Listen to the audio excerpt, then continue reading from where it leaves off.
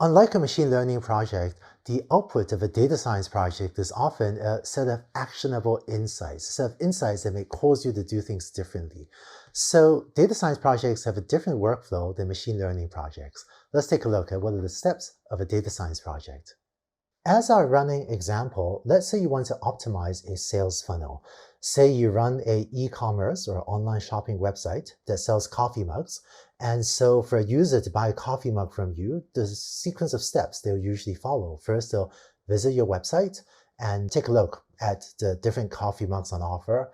Then eventually they have to get to a product page, and then they'll have to put it into their shopping cart and go to the shopping cart page, and then they'll finally have to check out. So if you want to optimize the sales funnel to make sure that as many people as possible get through all of these steps, how can you use data science to help with this problem? Let's look at the key steps of a data science project. The first step is to collect data. So on a website like the one we saw, you may have a data set that stores when different users go to different web pages. In this simple example, I'm assuming that you can figure out the country that the users are coming from, for example, by looking at their computer's address, called an IP address, and figuring out what is the country from which they're originating. But in practice, you could usually get quite a bit more data about users than just what country they're from.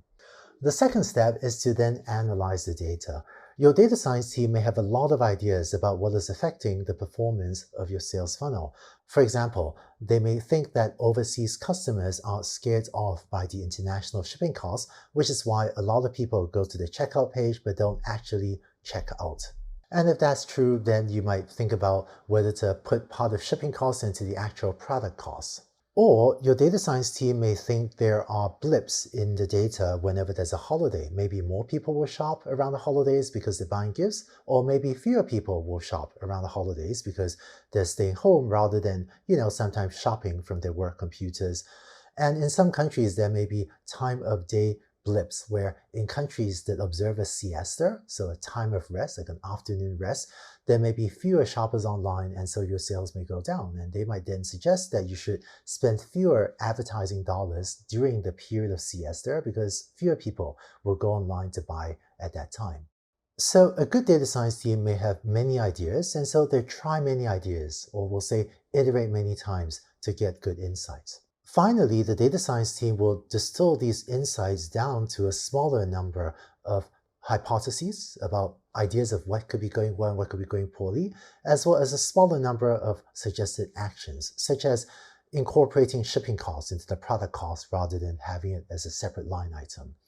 When you take some of these suggested actions and deploy these changes to your website, you then start to get new data back as users behave differently now that you advertise differently at the time of siesta or have a different checkout policy. And then your data science team can continue to collect data and reanalyze the new data periodically to see if they can come up with even better hypotheses or even better actions over time. So the key steps of a data science project are to collect the data, to analyze the data, and then to suggest hypotheses and actions, and then to continue to get the data back and reanalyze the data periodically. Let's take this framework and apply it to a new problem, to optimizing a manufacturing line. And so we'll take these 3 steps and use them on the next slide as well. Let's say you run a factory that's manufacturing thousands of coffee mugs a month for sale, and you want to optimize the manufacturing line. So these are the key steps to manufacturing coffee mugs. Step 1 is to mix the clay, so make sure the appropriate amount of water is added. Step 2 is to take this clay and to shape the mugs. Then you have to add the glaze, so add the coloring, the protective cover. Then you have to heat this mug, and we call that firing the kiln. And finally, you would inspect the mug to make sure there aren't dents in the mug and it isn't cracked before you ship it to customers. So a common problem in manufacturing is to optimize the yield of this manufacturing line to make sure that as few damaged coffee mugs get produced as possible, because those are coffee mugs you have to throw away, resulting in time and material waste. What's the first step of a data science project? I hope you remember from the last slide that the first step is to collect data.